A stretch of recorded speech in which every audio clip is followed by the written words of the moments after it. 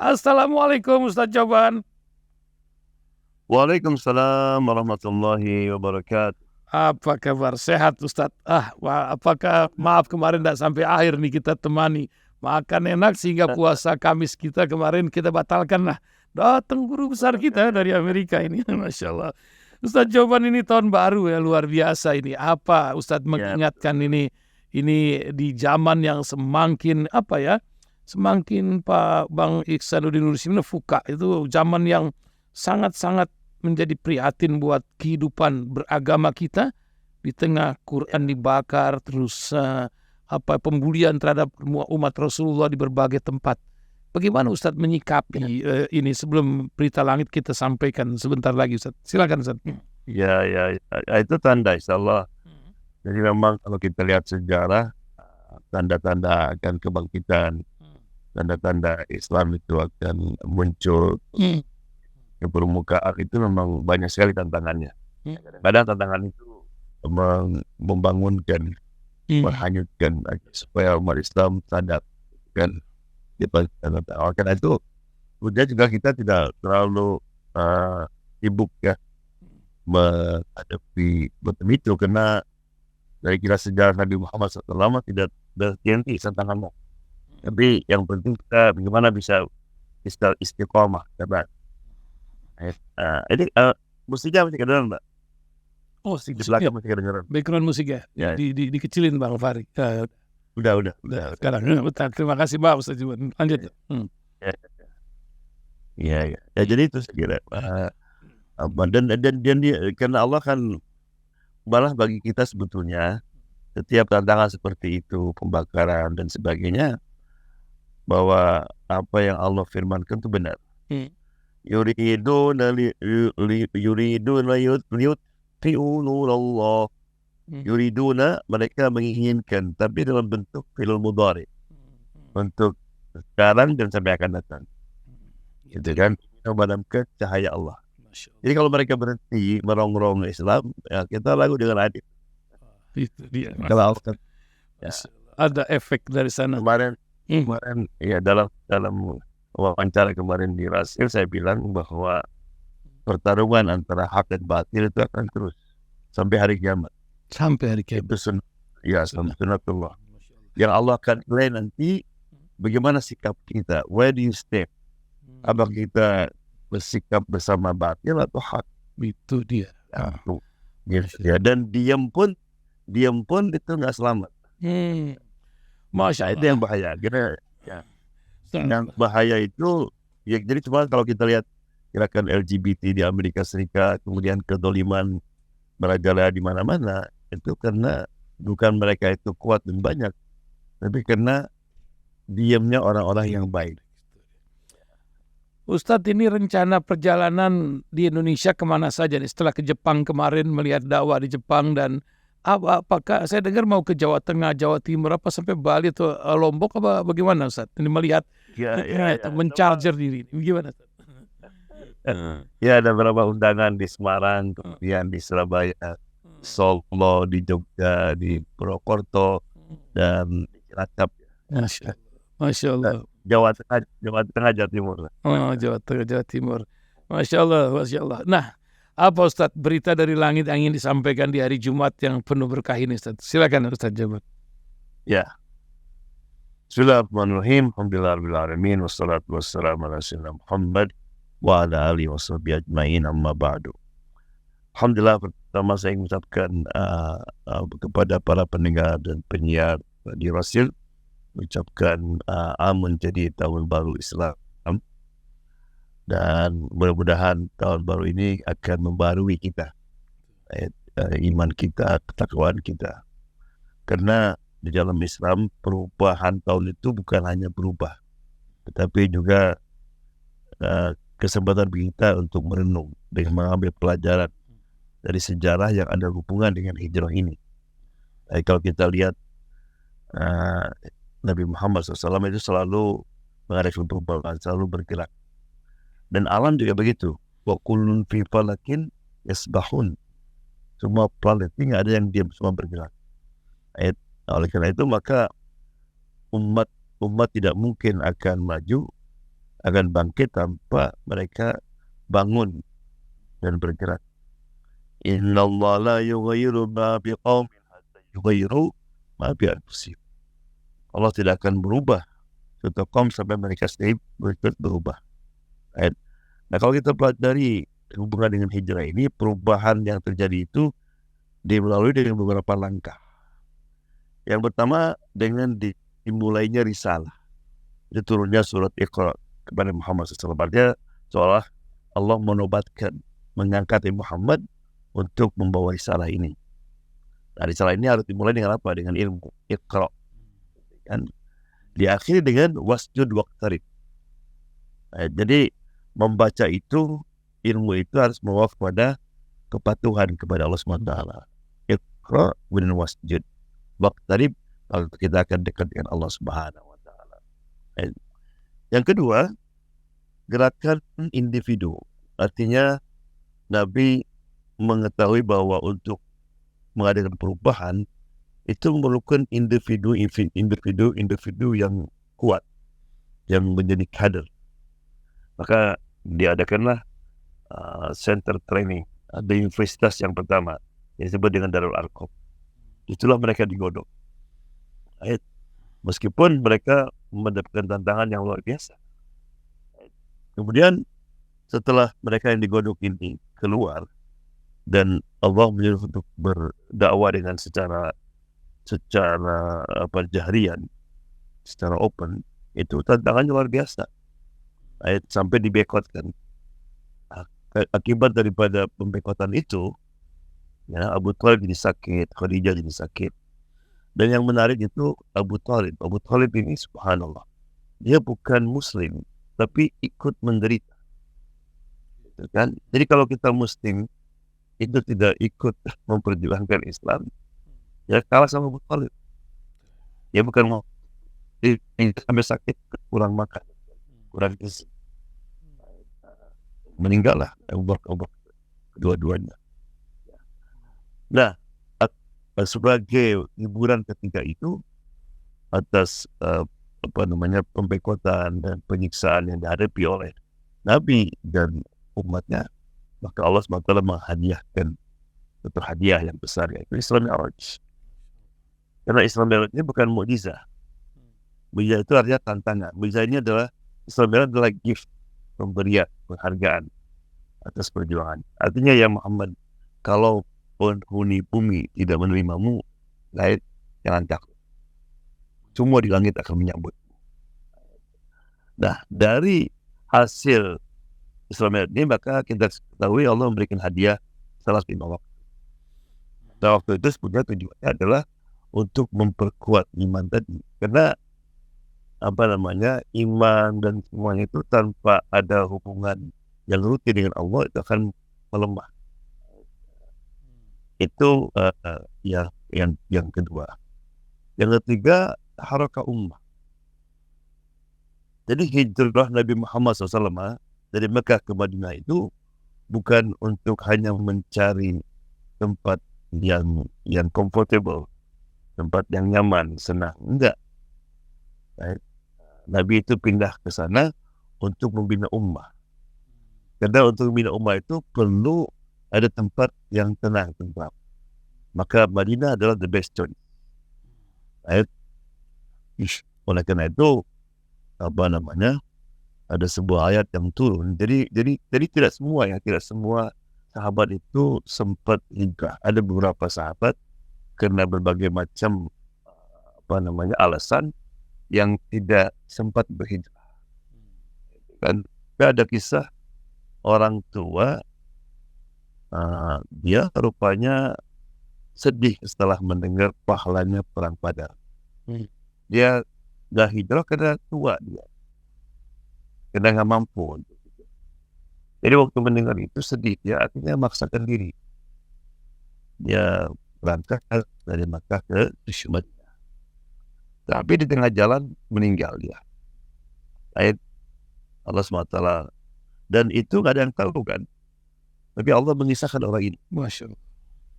Ayat wa may ajri fi sabilillah yajid fil ardi muragaman katsira. Barang siapa yang berhijrah kepada Allah SWT, maka dia akan mendapatkan banyak sekali tantangan. Right?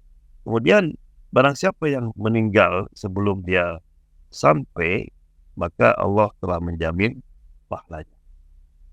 Jadi orang ini tidak sampai ke Madinah, tapi mendapatkan pahala hijrah dari Allah Subhanahu wa Ta'ala. Karena dengan niatnya itu. Maka niat ini sangat penting sekali di dalam Islam. Right? Karena Waraqah bin Nawfal itu nggak sempat masuk Islam kan. Waraqah bin Nawfal ini yang ketika Nabi menerima wahyu di bawah Khadijah. Kemudian dia mengatakan bahwa kaummu akan mengusirmu. Nabi kaget ketika, kenapa diusir? Dia bilang, tidak ada orang mewaris salah seperti kamu, pasti akan diusir. Itu kan. Kemudian ada kata-kata yang menarik. Kalau aku masih muda, karena ketika itu dia sudah umur 95 tahun. Kalau aku masih muda, aku akan berdoa di belakangmu, akan mensupportmu. Dia meninggal setelah 6 hari. Nabi Muhammad mengatakan bahwa Nawfal itu, Waraqah bin Nawfal di jannah. Dia mendapatkan pahala sahabat-sahabat yang berjuang. Padahal dia meninggal kan. Kenapa? Dengan niatan, kalau aku masih hidup, aku akan, ya. Jadi itu. Jadi Nabi Muhammad SAW pindah ke Madinah itu untuk membina ummah. Kemudian setelah sampai di Madinah, apa langkah-langkah yang Nabi lakukan? Yang pertama adalah membangun masjid. Jadi perlu ada center. Right? Dan dipilih, Allah memilih kata-kata masjid. Dikatakan sujud. Sujud itu simbol ketaatan, kepatuhan kepada Allah SWT. Oleh karena itu Allah berfirman, walillahi yasjudu man fis samawati wal ardh. Hanya kepada Allah semua yang ada di langit dan bumi itu bersujud.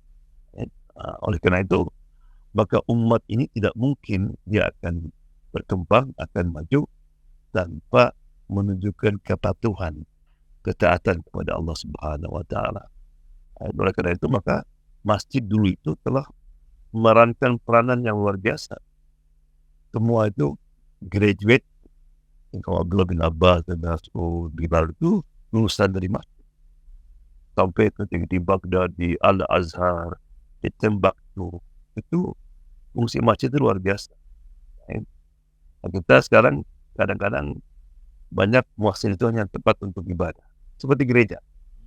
Maka kita mesti masjid harus berfungsi seperti dulu. Nabi itu diskusi masalah perang, masalah ekonomi sosial itu juga di masjid. Ya, itu yang pertama, membangun masjid. Yang kedua, membangun brotherhood, persaudaraan, al-ukhuwah antara orang-orang muhajirin dan orang-orang ansor. Karena tanpa persatuan, tanpa ukhuwah, tidak mungkin umat akan bisa mempertahankan akibat. Karena Allah mengatakan, wattaq ya ayyuhalladzina amanu taqullah wa kun ma'as shadiqin. Orang-orang beriman bertakwalah kepada Allah dan bersamalah dengan orang-orang yang shadiqin. Artinya untuk to be good Muslim alone is difficult. Right? Oleh karena itu ada seorang orang Yaman itu mempunyai dia berkuasa, ada mengatakan dia juga salah seorang dari raja. Itu oleh Rasulullah diumumkan sebagai wanted, orang yang dicari dan kalau ketemu boleh dibunuh.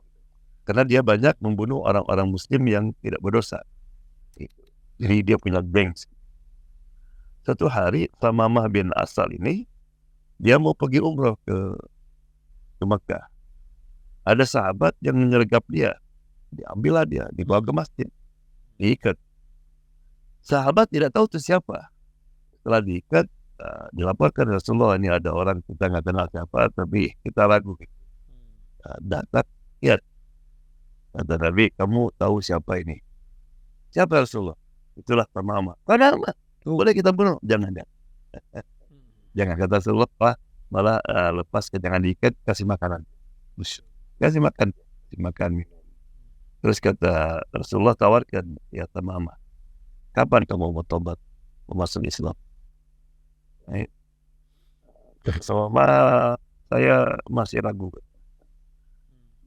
Baru dia bilang begini, ya Muhammad, intatu daman. Kalau kamu bunuh saya, kamu bunuh darah. Artinya nanti akan ada membalas. Kamu akan diserang oleh pasukan. Kalau kamu maafkan, kamu adalah yang baik. Begitu. Rasulullah lepaskan. Besoknya tanya lagi, sama juga. Sampai hari ketiga, setelah hari ketiga, kata Rasulullah, bebaskan dia. Kaget sahabat. Ditawarkan Islam, mau, dia dulu wanted, ya dibebaskan. Sudah pergi dia, bebaskan. Di belakang itu ada tempat air, ya kayak wudhu gitu, kembali lagi. Sahabat kaget, kembali lagi, mau apa nih? Ya Rasulullah, kasihkan tanganmu. Batang tangan, asyhadu an la ilaha illallah wa asyhadu anna Muhammadar Rasulullah. Kaget gitu kan. Sahabat. Ya. Nah, sekarang pertanyaannya, apa tujuan Rasulullah membiarkan dia tinggal di masjid selama 3 hari? Rasulullah ingin supaya dia lihat bagaimana interaksi antara Nabi dengan sahabat, antara sahabat satu sama lain. Jadi Tamama mengakui dia masuk Islam itu karena tertarik. Dia tidak pernah melihat orang sangat saling menghargai, saling mencintai. Seperti sahabat Muhammad SAW. Bayangkan kalau sekarang orang tiba ke masjid, apakah seperti itu melihat ukhuwah. Dan kemudian yang ketiga, Rasulullah menciptakan yang disebut dengan Madinah Charter. Rasulullah mengetahui bahwa di kota Madinah ini bukan hanya Muslim saja, ada orang Yahudi, orang Kristen dan sebagainya. Jadi perlu ada sebuah charter yang bisa ditaati oleh semuanya. Dan charternya sangat fair sekali. Yang charter ini kalau kita baca charternya PBB itu banyak mengambil dari poin-poin yang disebutkan dalam charter Rasulullah SAW. Sehingga itulah yang disebut dengan akhirnya ide charter itu terus berlalu oleh setiap khalifah. Makanya kalau kita tanya orang-orang historian, orang Yahudi Kristen, when is the golden age, masa keemasan? Dibilang ketika kita hidup di bawah pimpinan khilafah Islamiyah, baik itu di Madinah ataupun di Spanyol, kan? Jadi mereka mengakui bahwa tidak, karena Islam ini agama yang jelas bagaimana kita ini berinteraksi dengan agama yang lain. Ada unsur. Yang terakhir, Nabi juga membangun pasar, mall. Karena ketika itu pasar itu dikuasai orang Yahudi. Maka Nabi menyuruh Abdurrahman bin Auf, Abu Bakar sebagai mencari tempat berhadapan dengan. Nah, ini menunjukkan bahwa untuk maju itu bukan hanya kita dari segi spiritual aja maju, juga dari segi ekonomi mesti kita maju. Karena itu menentukan sekali. Itulah yang terakhir juga Rasulullah SAW memperkuat kekuatan militer. Karena Nabi mengetahui bahwa tantangan pemerintahan Islam yang baru ini bukan main. Bila Quraisy terus akan mengonggok. Ada Romawi, ada Persia. Jadi perlu ada persiapan. Jadi itulah oleh karena itu maka Islam sampai ke Indonesia, Islam sampai ke Amerika, mana-mana itu karena Rasulullah SAW itu membuat plan yang begitu matang. Dan plannya itu mengadukan antara spiritual, moral, dan fisikal. Itulah beberapa pelajarannya dari Muhammad SAW. Mudah-mudahan kita bisa mencontoh dan merenung sehingga langkah-langkah yang Nabi Muhammad telah canangkan itu kita bisa ikuti insyaallah. Insyaallah. Terima kasih Ustadz Joban. Mudah-mudahan Allah memberikan keberkahan dan diselamatkan perjalanan dan selalu bermanfaat untuk umat kita, selalu bersentuhan insyaallah. Assalamualaikum Ustadz Muhammad Joban pagi hari ini. Waalaikumsalam warahmatullahi wabarakatuh.